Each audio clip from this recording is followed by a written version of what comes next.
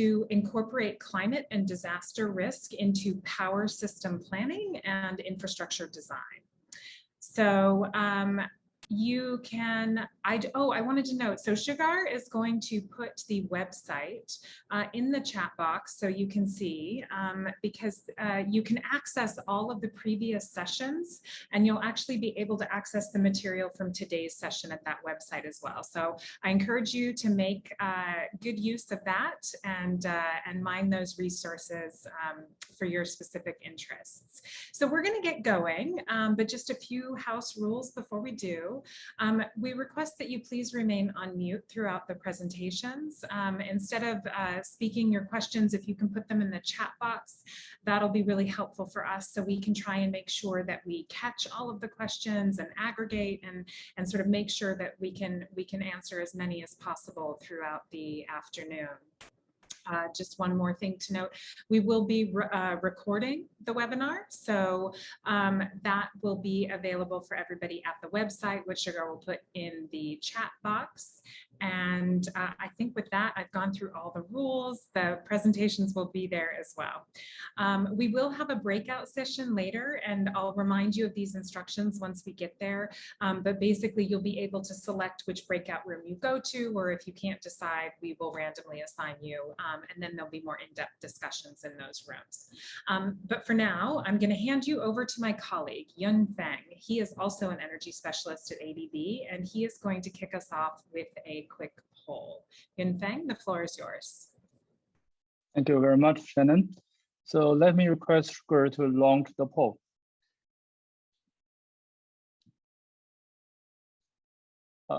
Yeah, I hope everybody has the pop-up. So for this poll, we will give about 1 minute for everyone to select from the following choice. So which measures do you think are the most important to enhance the power sector resilience to climate change? So you can have multiple choice. And basically, we have 6 available choices. As you can see, about assessment planning, build projections and capacities, diversification, flexibility, advanced technology for distribution network transformation, and the infrastructure hardening and enhancement. And the last one, about emergency management, preparedness, response, and recovery. So these choices may not cover all the solutions, but you can bring the ideas and in the discussion later on. So in the breakout room. Okay.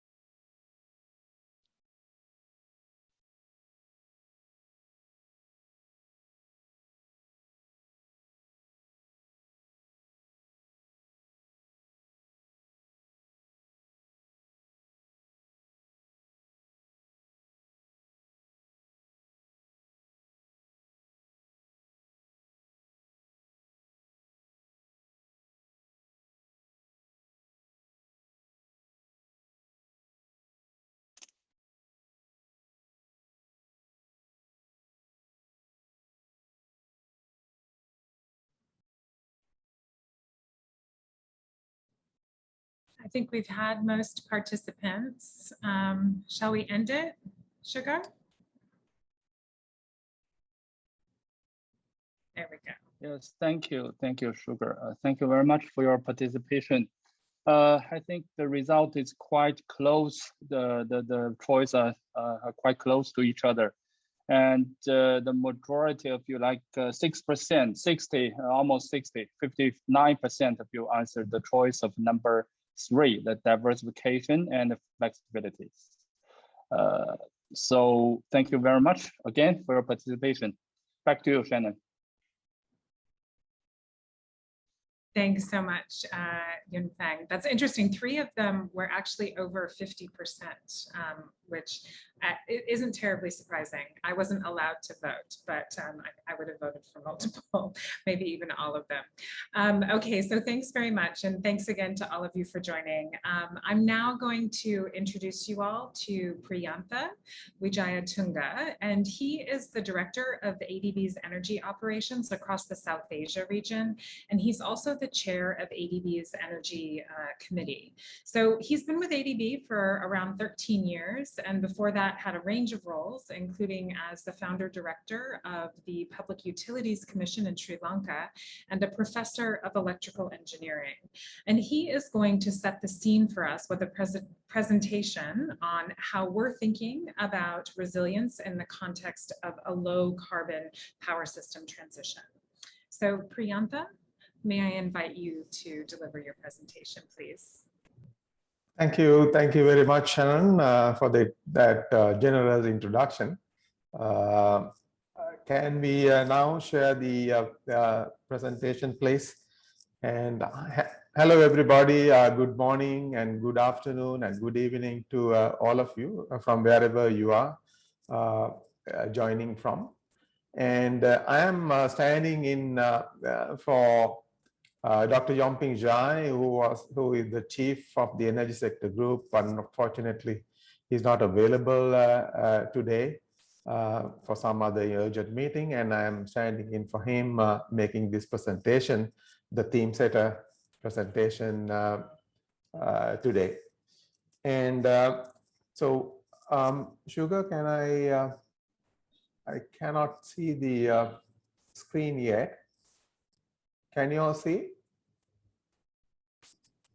No, Shannon? I can't see it yet either. No. It looks like it's coming. Yes, there it is. There it is. Yes. Thank you very much, Sugar. And the presentation, the scene setter, is building resilience of the power system in the low carbon transition. And can we go to the next slide, please? Yes, most of you all must be quite familiar with ADB Strategy 2030, which was put out some time ago, and it has 7 operational priorities. One of them is, of course, tackling climate change, building climate and disaster resilience, and enhancing environmental sustainability. So naturally, the topic of today is very much in line with this operational priority. Of course, the presentation also may address some other operational priorities too. Also, I should tell you now that we are very much in line, this presentation or this topic is very much in line with the ADB energy policy, which is under discussion at the moment for revisions. Actually, the last energy policy was in 2009, and now we are in the process of revising it, and the revised draft is very much in line with the topic what we are discussing today. Next one, please.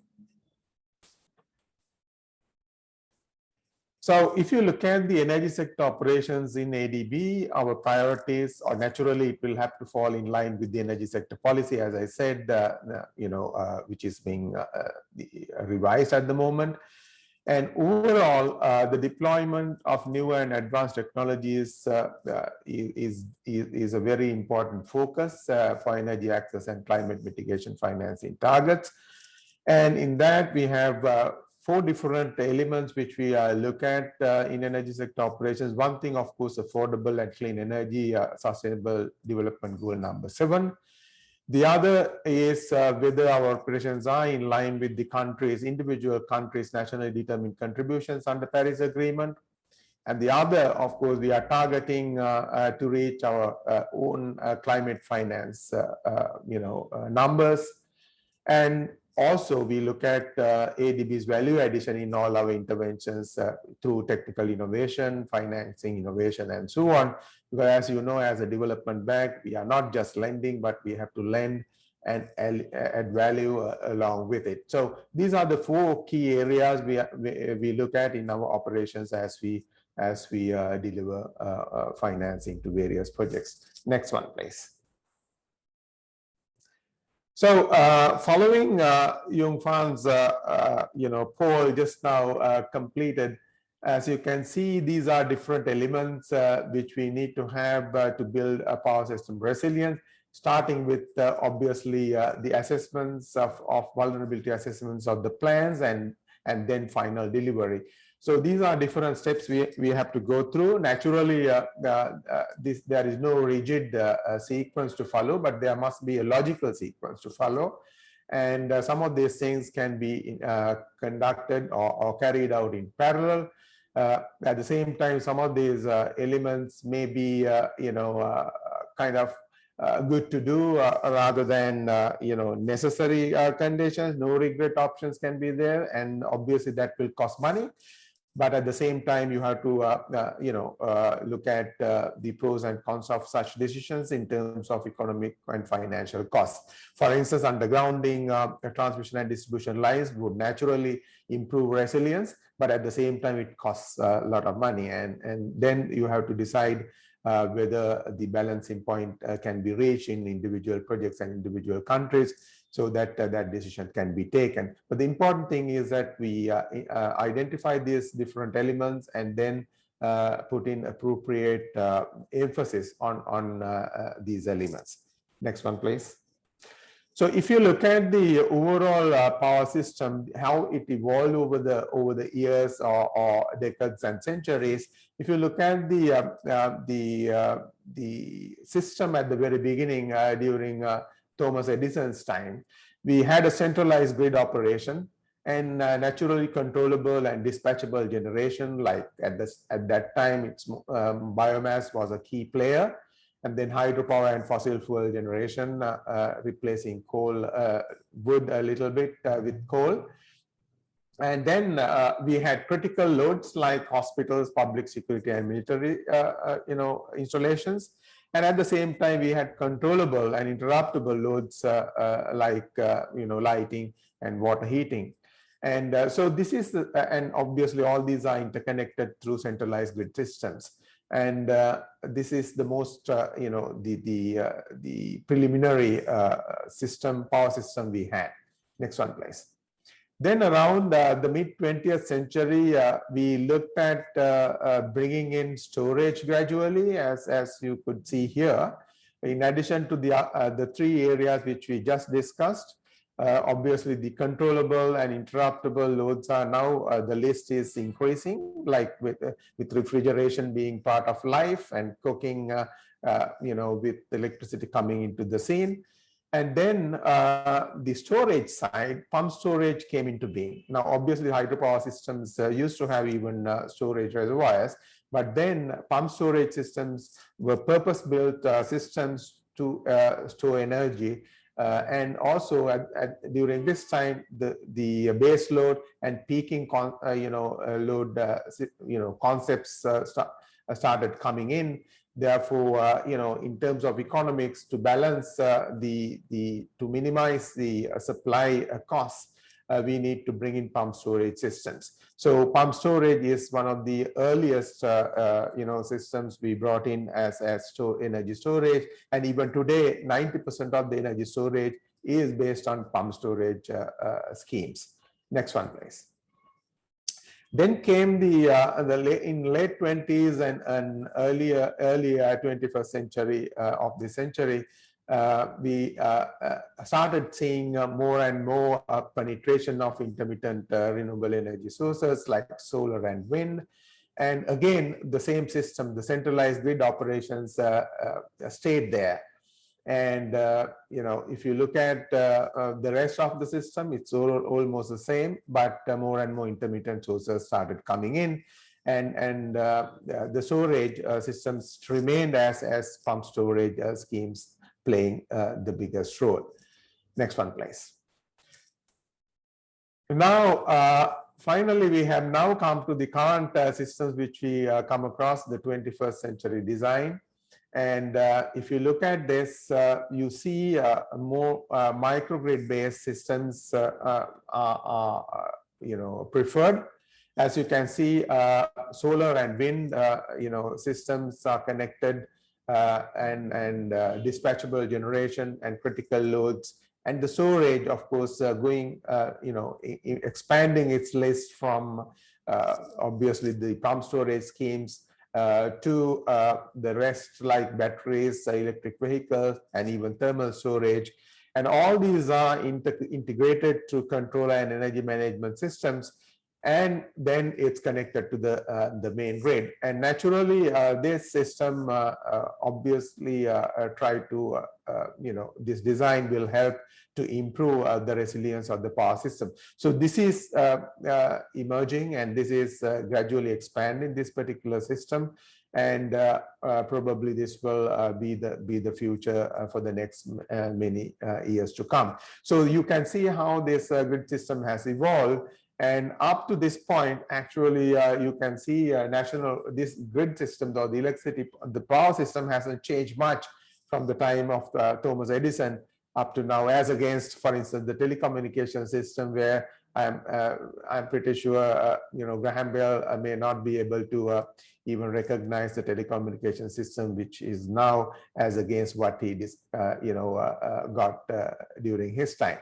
So this is how the power system has evolved. And obviously, along with it, the resilience of the system. And with that, I think it's time to stop here, and then to entertain any questions you have at this stage. Obviously, we'll have to wait for the panel to come up with even more elaborate, addressing more elaborately this topic. Thank you. Thanks so much, Priyantha.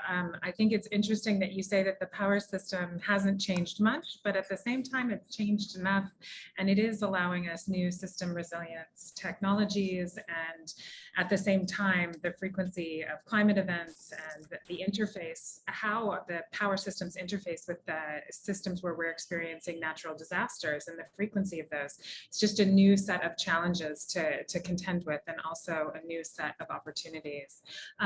I don't see any questions in the chat box yet, but let's let everybody reserve the right to add one later. And we can call on you at that point. Would that be okay, Priyantha?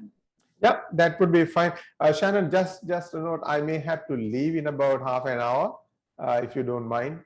That's fine. I'll just interrupt your dinner with questions later. Yeah, sure. That's fine. Yeah, thank you. Okay. Thank you very much. Thanks so much for joining, Priyantha. I really appreciate that. Bye. Okay. Bye. Okay, so that was a great scene setter. And again, we're all sort of working to support this clean energy transition. New technologies are emerging. Existing technologies are decreasing in cost, and it's just really changing the nature of our power systems. And yet we are going to have to be really serious about making sure that these systems are resilient. So we have some speakers that will speak to exactly this point. We have the next session, which is 3 different burst talks, one each from our 3 speakers. And please do just type your questions into the chat box as soon as they come to mind. If there's time at the end of this session, so after the 3 talks, then maybe we can take some of those questions now. But also think about who you have more questions for, and where you want to spend your time in the breakout rooms as you're listening to our presenters, because that's what follows these 3 burst talks. So our first talk will be from Megara Jayawardena. He's the founder and managing director of Amala Clean Energy Partners, and he focuses on the clean energy transition as well. He has a wealth of experience in this space, and including 20 years at the World Bank. So we're lucky to have him. And Megara, may I invite you to deliver your presentation, please? Okay, thank you.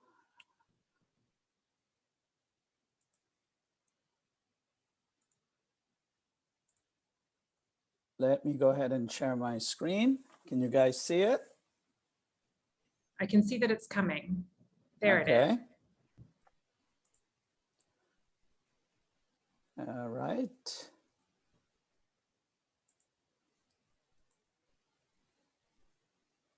Perfect. Here we go.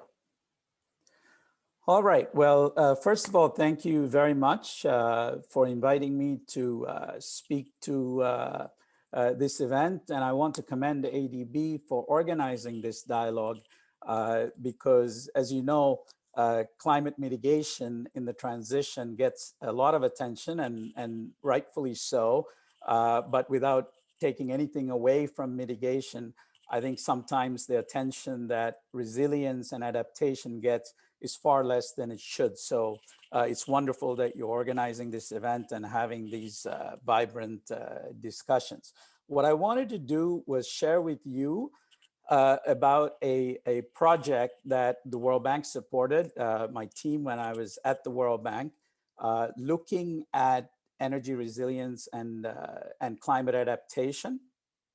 It was, and I'll share with you the analytics that we carried out that helped us identify the vulnerabilities in the power system and that ultimately helped us operationalize actions, activities, investments in order to address resilience.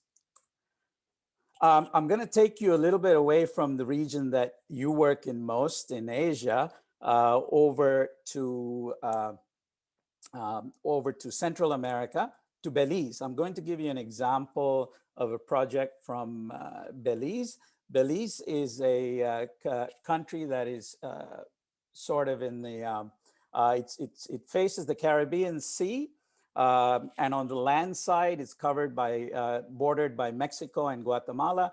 But something important is, you know, it's in an alley where there's a lot of tropical storms and hurricanes come through. Either they turn upwards north towards the United States, or it hits Mexico and Belize. So it's quite a vulnerable country in that sense, very similar to the Pacific Islands, or perhaps even larger countries like Indonesia, where I lived for several years managing the energy program there, or where many of you are probably based in Manila, where you face these challenges frequently. And if for those living in Belize, it's not really about resilience, adaptation, or any kind of technical term. It's their reality.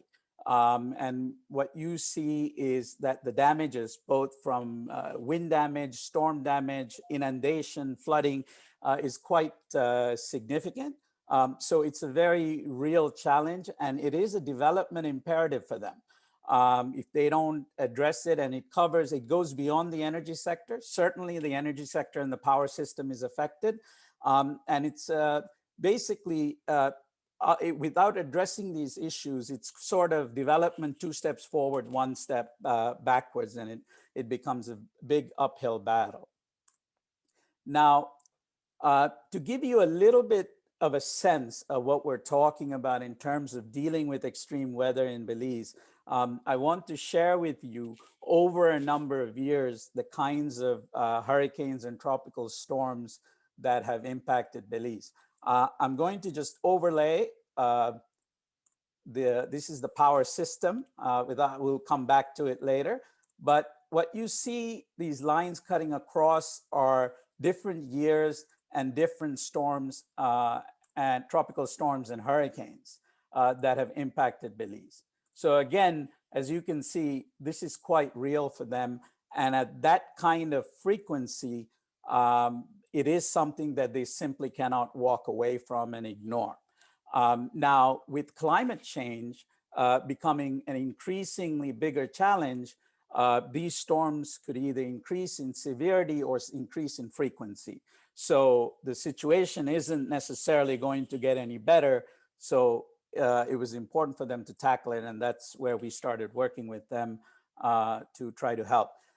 Now, what I want to do is give you a little bit of a glimpse. It was a large analysis that we carried out, but give you a little bit of a glimpse by highlighting one of the storms that we looked at. And that is, you'll see it up north.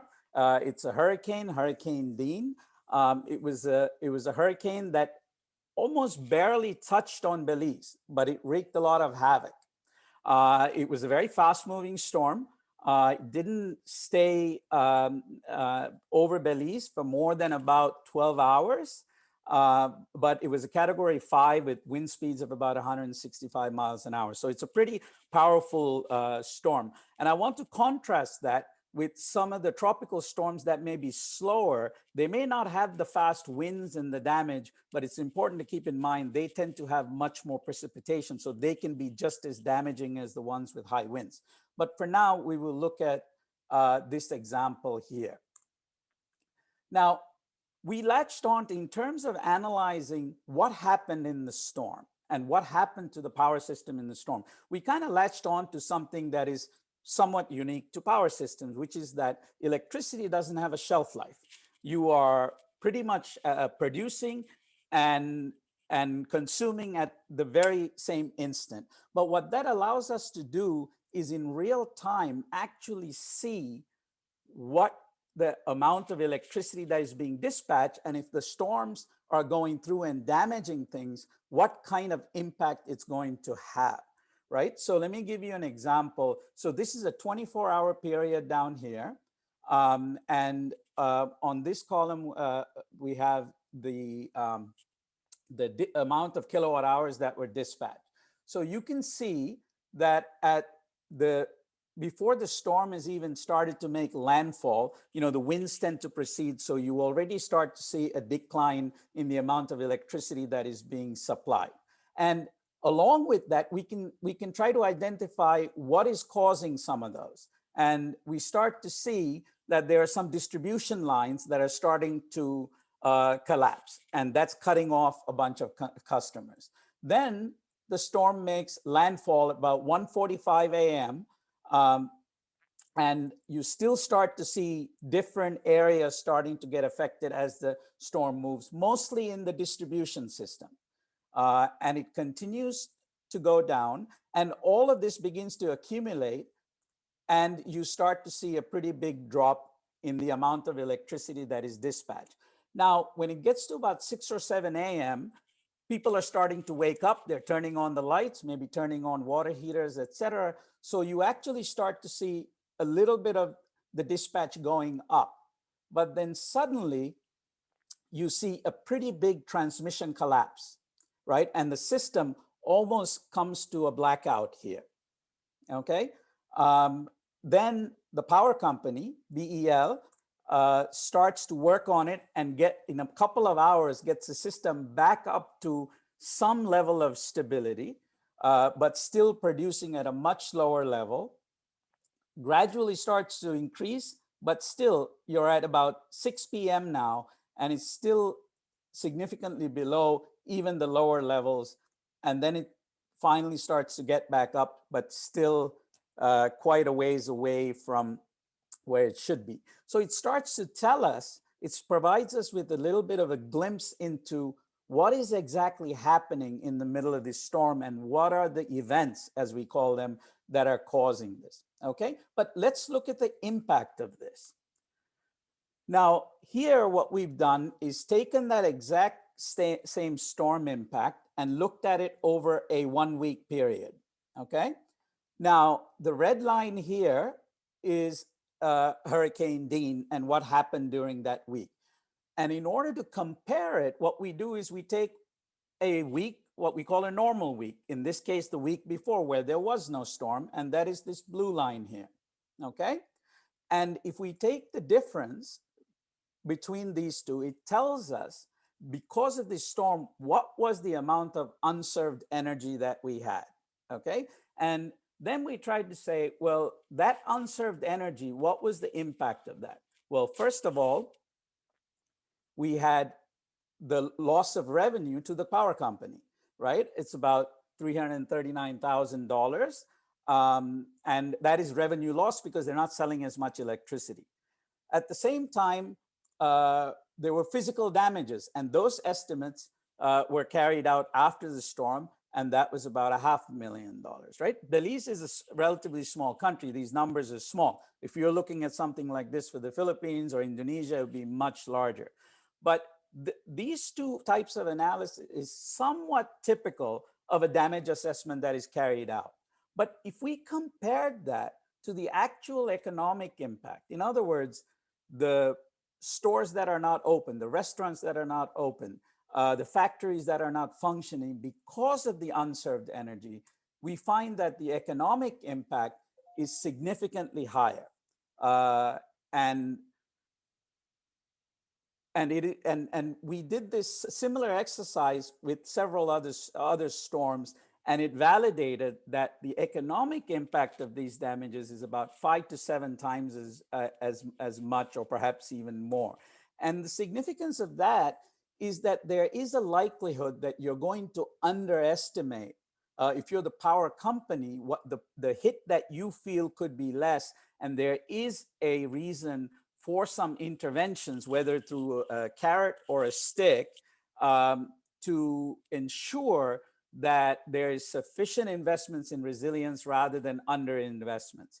As my country director liked to say, this also allows her to have a discussion, not just with the energy minister, but also with the finance minister. So it brings it into more of the economic realm. So let me then take you to why this is happening, right? So let's look at a bird's eye view of the power system. Now, when we go through that storm again, and we try to map it, this is a power system, the transmission network in Belize. And first thing that happened was that there was a fault, and the Belize power system is connected to Mexico up in the north, and they get some very important power supply from Mexico as well. And there was a fault in the substation. And the reason for that was there was lightning that struck the substation as a result of Hurricane Dean. Now, when there was this fault, what happened, northern transmission line collapsed, okay? Not physically, but it tripped. When the northern transmission line collapsed, what you have is that the supply from Mexico got cut off, but so did the power system, the supply from the Mescal power, Westlake power supply that I just circled. So it could essentially you cut off the northern transmission line, and all those people were affected. But it didn't stop there. If you remember, there was a big transmission collapse. It wasn't just one line. So what it did was this created a cascade, and the cascade tripped the other 2 transmission lines, which cut off a pretty big hydropower station here, and then also a smaller one in the south that was supplying to a less populated area. Altogether, the only thing that was remaining functioning was an island that had a unconnected grid. So what you had was nearly 88% of the power system went offline because of this storm.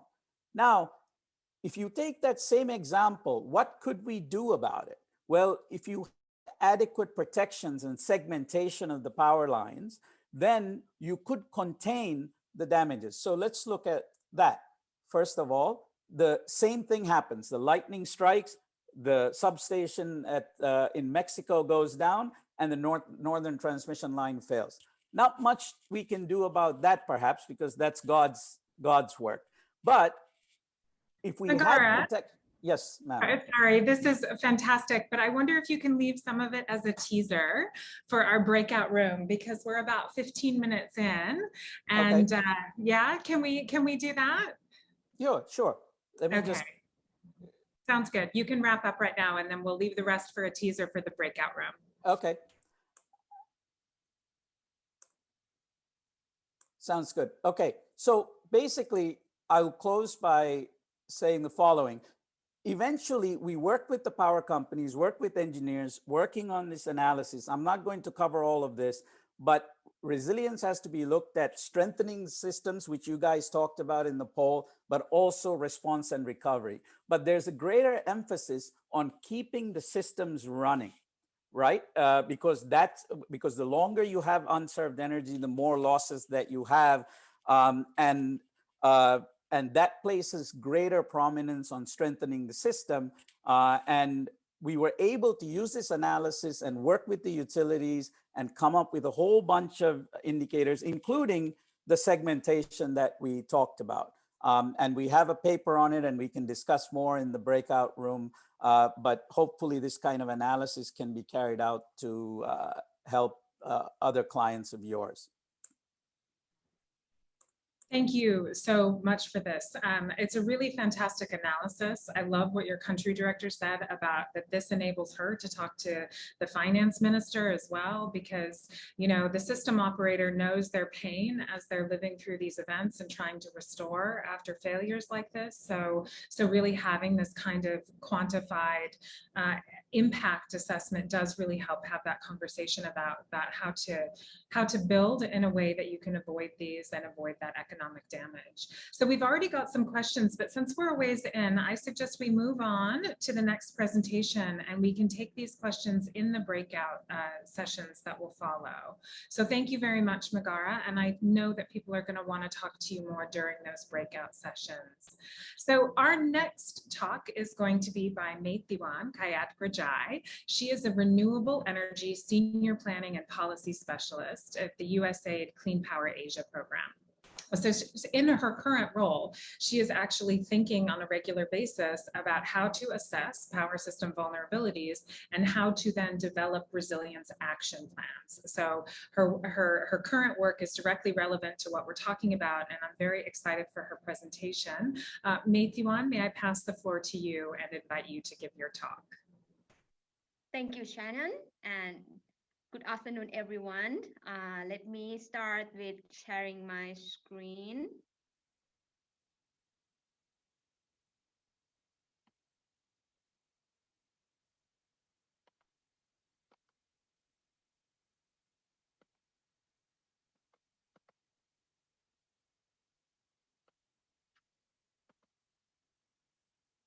Okay, give me a second. I think I need to reopen my presentation.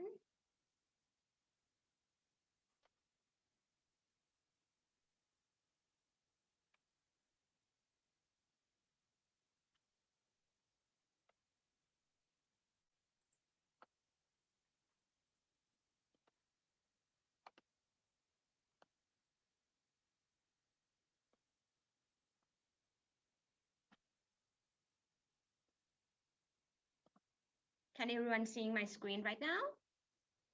Yes, we can see it. Okay, thank you. Okay. My name is Maithiwan Kayat-Grajai, or you can call me May. I am a senior renewable energy planning and policy specialist from App Associates, an implementing agency of USAID Clean Power Asia. It is such a pleasure to join ADB virtual dialogue today. My topic of discussion will be on Laos vulnerability assessment and resilience strategy, which is a collaboration between USAID Clean Power Asia, the U.S. Department of Energy's National Renewable Energy Laboratory, or NREL, and the government of Laos PDR. USAID Clean Power Asia is a 5-year program from 2016 until this year. The program is funded by the U.S. government and implemented by App Associates, aiming on providing technical assistance to the lower Mekong countries in 3 areas: the high renewable energy scenarios planning, improve policy enabling environment, and mobilizing investment. The scope of vulnerability assessment and resilience action planning for Laos PDR covers all 4 main components of the power system: the generation, the transmission, the distribution, and consumers. The country is highly dependent on hydropower, which with the share of almost 90% in 2015. Laos is a single buyer with EDL, a state-owned utility who owns and operates transmission and distribution system. The dependency on hydropower means that drought or dam collapse, which have happened several times during these few years, could highly affect power system of the country. The dam collapse could also cause flooding, and thousands of households need to relocate. This example tells us why the country needs the resilience action plan. The implementation of the plan could address and mitigate impacts of this risk, as well as increase the country's energy security. The process of vulnerability assessment and resilience action plan was 9 months long, beginning with identifying natural and human threats to the power sector and define impacts of those threats, then assess power sector's vulnerabilities, calculate risk, and finally develop resilience action plan to address those risks. Due to the time limit, I won't go in detail on the results of the vulnerability assessment or the resilience action plan. But just to give you some snapshots, there were 32 vulnerability assessed. 17 of them have high and medium high risk scores, which we use them to develop the resilience action plan. And this is the timeline of the resilience action implementation. There are 4 actions with 16 activities planned to implement over 2.5 years. For more detail on the result of vulnerability assessment or the resilience action plan, please follow these links to access our publications. One thing that I would like to talk about and will be my focus for today is the stakeholder engagement, which is the approach that we use in Laos. Why did we use this approach? To ensure context-specific inputs and to hope to get buy-in from relevant organizations in the implementation of the plan. And what are key steps of engaging stakeholders? The first step is to identify 2 groups of stakeholders. The first group is what we call VA advisory group, comprising of high-level power sector decision makers from the Ministry of Energy and Mine, EDL, which is the state-owned utility, and EDL Gen, which is a subsidiary of EDL, who owns the power generation unit. And the second group of stakeholders is other relevant organizations, comprising Ministry of Energy and Commerce, Ministry of Science and Technology, Ministry of Natural Resources and Environment, Ministry of Finance, Ministry of Labor and Social Welfare, Laos Holdings Trade Enterprise, Central Bank of Laos PDR, and Laos Women Union. After the stakeholder identification, we organized 2 workshops to collect inputs from both groups of stakeholders. The first workshop is for vulnerability assessment, and the later one is to develop resilience action plan. After that, we met with the VA advisory group to confirm the inputs that we collect from the workshop and to review the vulnerability assessment results and resilience action plan. What are key success factors? The first one is to include all relevant stakeholders, which of course not only energy or power sector, but also other sector as well. Stakeholders that oversee government's budget or investment plan shall be involved. In this case, Ministry of Finance and Laos Holdings State Enterprise. And the second thing that I would like to note is that experts' roles are to facilitate and to encourage the discussion. They may provide recommendations and they help to put together stakeholders' inputs into the plan, but not writing it from zero. And the last one that I would like to mention is that clear communications with stakeholders on objectives and expected outcomes is also the key of this success. Here are some photos from the stakeholder engagement process. And this slide dedicates to main contributors on this collaboration. The first is Lao VA Advisory Group, consisted of 8 high-level members from energy sector. This group provided high-level comments and reviewed the work. And 4 experts from NREL and Apps Associates who did all analysis work. And lastly, USA Clean Power Asia team who assisted experts on facilitating the stakeholder workshops, organizing events, coordinating with advisory group, and review the work. That's all I have for Laos Vulnerability and Resilience Action Plan. If you are interested in the in-depth discussion, join me in the breakouts to discuss these questions, how to identify and engage stakeholders, and success factors and challenges of this approach. Thank you very much for your attention. Thank you very much, Meithiwan. I really like, and we've talked about this before, that your focus is on the stakeholder engagement part of it. So many of us that focus on power systems have an engineering background, and so stakeholder engagement may not be a natural home for our skills. And so it's a really important part of the process. And I'm actually going to join your breakout because I'm interested to know more about how you approached that. So thank you again for your presentation, and I do look forward to discussing with you a bit more. All right,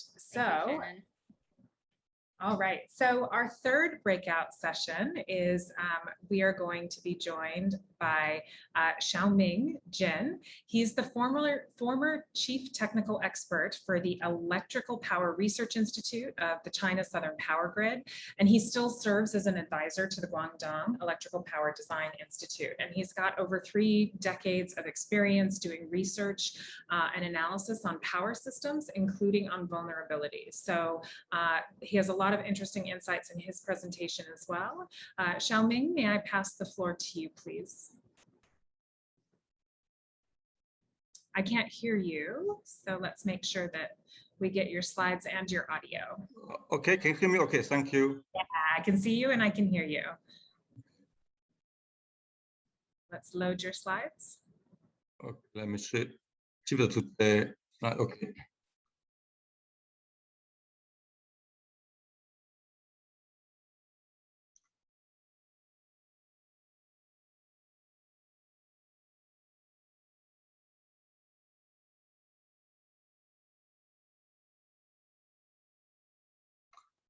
Okay, can you see my screen? Yes, I can see your screen. Okay. Perfect, yeah. Okay. Okay. Thank you, Shana, for introduction. Good afternoon, ladies and gentlemen. I'm very glad to have this opportunity to share the progress of China source power grid to adapt the electrical hazards. As you know, there are lots of electrical hazards affect power system, such as typhoon, the ice, sound, and also earthquake central. But the common hazards affect China source power grid are typhoon and the ice disasters. Here listed the typhoon landfall CSG since 2002. It can be seen that at least one severe typhoon landed every year since 2003. This also gives us some information showing that it is more frequently to have the extreme climate than before. So this table summarizes the impact of typhoon and ice on power grid, as well as the characteristic. And can we see that both typhoon and icing will cause the mechanical failure and the electrical failure. But the evolution and the consequence of the typhoon and the icing are different. Typhoon develops very fast, and might cause the whole power system collapse. Like in 2005, the Hainan province was blacked out due to typhoon. But the ice develops very slow, but might cause the local power grid isolated from the main grid. Like in 2008, there are about several power grids isolated from the CSG. So what can we do?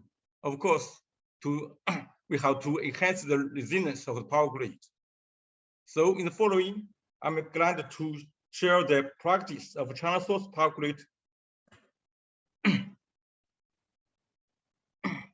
for the CSG. Was the practice to against the typhoon and the icing, including the 2 aspects.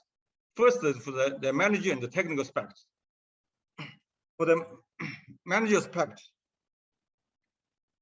we have 3 main issues have to consider. First is the pre-risk assessment and the pre-control. To do so is to evaluate the possible impact range, and potential risks, so to take the effective measures. The second is the establishment of the typhoon emergency management system. This is very important for the fast recovery of power supply during and after the intrusion of typhoon. The third is the establishment of the emergency command platform. This is to guarantee the effective protection of the impact by typhoon. By means of this platform, we can transfer and allocate all possible resources to define the hazard. One of the technical measures may include also three parts. First is establishing the standards.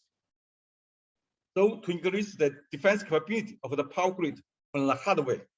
Of course, economic aspects are to be taken into consideration. The second part is application of high technology, such as handicapped and unmanned aerial vehicles. So by means of these high technologies, we can improve the efficiency of the whole works. The third is defining the minimum power grid, so to ensure the supply of important customers and the fast recovery of the supply from the blackout. Here gives the procedure of China source power grid, how to deal with the typhoon impact. They can be seen, this is a closed loop procedure. The purpose of doing this is to keep the improvement of the response mechanism, so to minimize the impact by typhoon. For the ice, the protective measures of power grid may include 4 parts, different levels. At the power grid level, we can see the most work for the power grid is to concentrate on the research work and establish the monitoring system. In CSG, we have set up the real-time warning system. The second, for the power plant and the substation levels, many consider the station structure design, the DIC equipment. In China source power grid, we have set up AC and the DC DIC facility, also the mobile DIC facilities. For the power line level, based on the research results, we can choose the reasonable ice thickness in design of the transmission line. The second aspect is to select the reasonable routine to avoid the heavy ice area.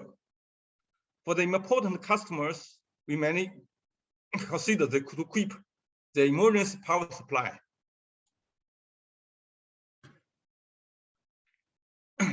Here gives some of the result of the China source power grid, how to use those measures and the effect we have got. This part gives the example for the coast city after implement the retrofit project, and we can see that the interruption of the supply can be significantly reduced. And down for this picture, we can see the ice equipment have been used since 2018 to 2020. So in fact, after the implementation of those measures, no significant interruption due to the icing happened in China source power grid. That's my presentation. Thank you. Thanks for your attention. Thank you very much, Xiaoming. I know you have a lot of depth of analysis behind that, so I would encourage people to join the breakout room if you want to know more about that.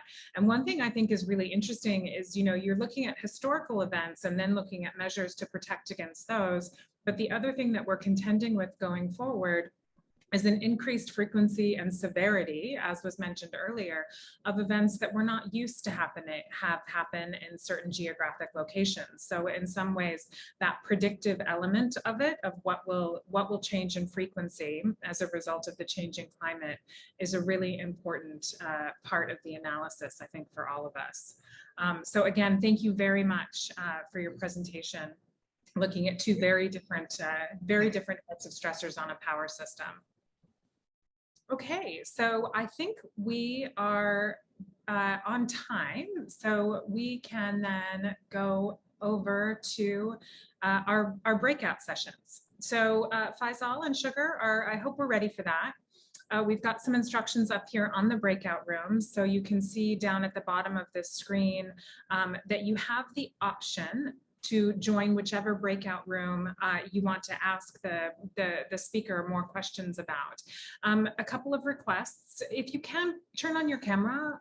It's nicer to talk to someone rather than just a blank screen, but understand that in some cases there are constraints on bandwidth that might prevent that.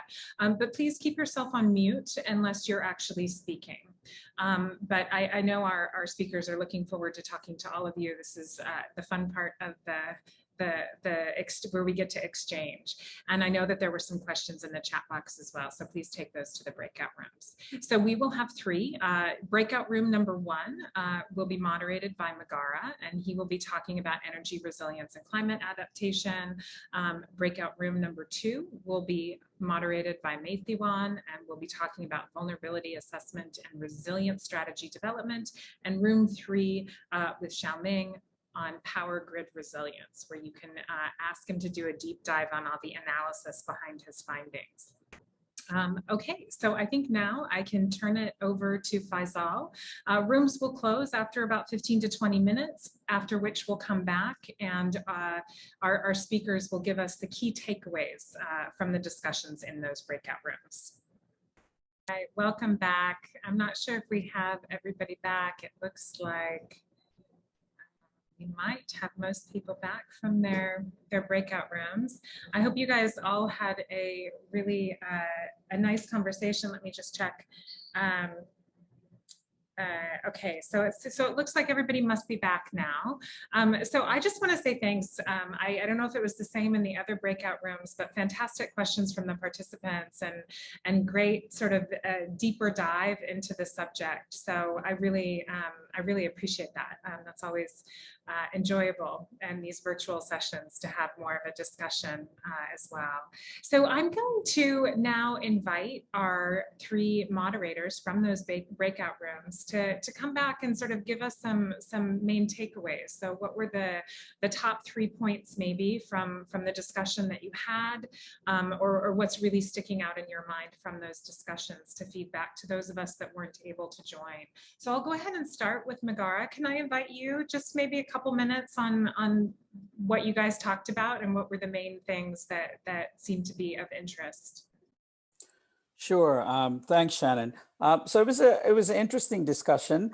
I think we started out by actually addressing a question on the economics and how the economic impact of these things tend to be a bit bigger, which is sort of what I ended up concluding with the slides. And we talked a bit about some of the activities of actually hardening the systems. So the different types of interventions that, I kind of did a snapshot on the project during the main presentation, but we talked about the different kinds of things that were there and got into a little bit about the generation side as well, including how you could use battery storage and other types of things to make things more resilient. Then there was some discussion about insurance and financing more in the context of how can some of these things that may not be, they may seem more like power sector issues, how could they qualify for climate investment type things? And then the role of insurance and how does it play in when most of that, what you're trying to do is proactively prevent damages to the system, whereas insurance is something that funds you afterwards, right? I mean, when there are problems. But insurance, so in that sense, the real money, so to speak, is on the hardening of the systems and the planning side. But we work in many developing countries, and when damages do occur, they may not have the financing, which would prolong the recovery. So having insurance can be useful in those particular circumstances, especially in the smaller countries and such. So that was about as much as we covered. That does sound like a fantastic discussion. And you know, it is that perennial challenge, right? Like, how do you decide to invest in something that you hope then never happens, right? Thank you very much for that. May, can I invite you to feedback on the discussions in your breakout room, please? Sure. Thank you, Shannon. Our discussion were mainly about how to identify and engage stakeholders into the process. And we went through more details about Laos, like what we did. I mean, what USA Clean Power Asia did in Laos, like how did we work with our government counterpart to engage other stakeholders. We also had some discussion about how to discuss, or did we use any economic tools to identify the source of finance and the level of financing or funding that we may need for implementing the plan. And we also discussed about how could the private, especially in the countries that may have like various players for the transmission distribution level or power generation level to engage, and how to manage that, as well as how should we involve the academic people into the discussion, and how could we handle that. Unfortunately, that we could not discuss everything, but I think that's definitely a good start to maybe for the next webinar. Thank you. Definitely. I think we could have carried on for a while. I think their stakeholder engagement is tricky. But thank you again for the readout. Xiaoming, can I invite you to please feedback on your breakout rooms discussions?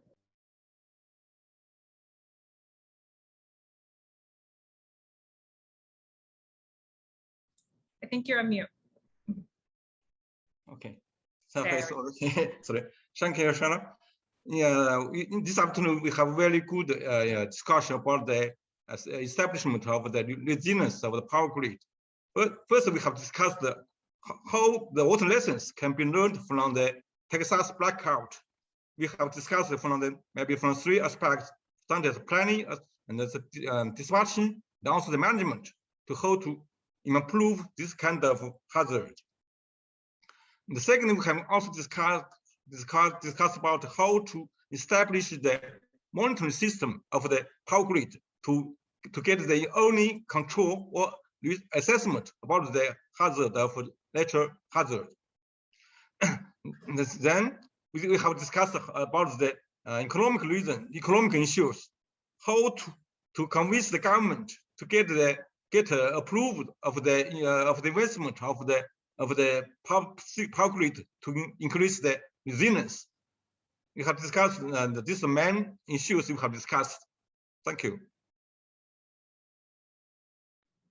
That's fantastic. Thank you very much, Xiaoming. I think, you know, for me, the presentations followed kind of a nice little arc, the whole story of what you need to think about when thinking about planning for resilience in power systems. So I think the quantification of the value, the actual economic impact, the fact that is often greater than the financial impact, and really sort of putting some hard figures around that to really convey sort of the cost of actually not investing, right? I think that's really important.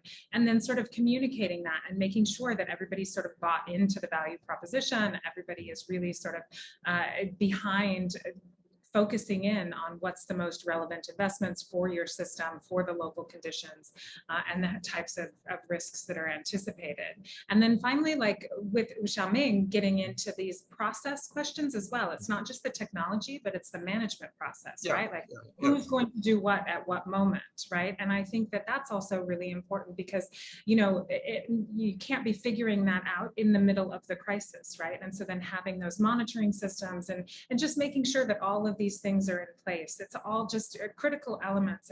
And I just really like to thank you all again for your fantastic presentations. I learned a lot and really enjoyed the discussions, and I hope that the rest of the participants feel the same way. I'm sure they do. So thank you again.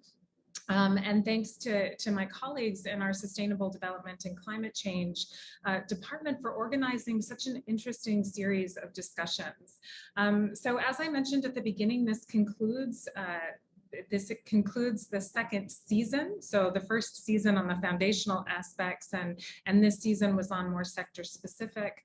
And there will be a third one that will follow, and that's going to have more thematic discussions like economic aspects and nature-based solutions. There aren't exact dates for that yet, but the website that was provided to everybody previously, that's where you can find information once we have those dates and the exact the speakers and the exact themes. Those will be posted on that website. So I do encourage you to go there to access the information from the speakers today. As you saw, the depth of their knowledge and the depth of information that they have to share with you is far greater than could possibly be shared in the space of 90 minutes. And so all of the resources from their work will be posted on that website with their presentations. So please do go and dig deeper there.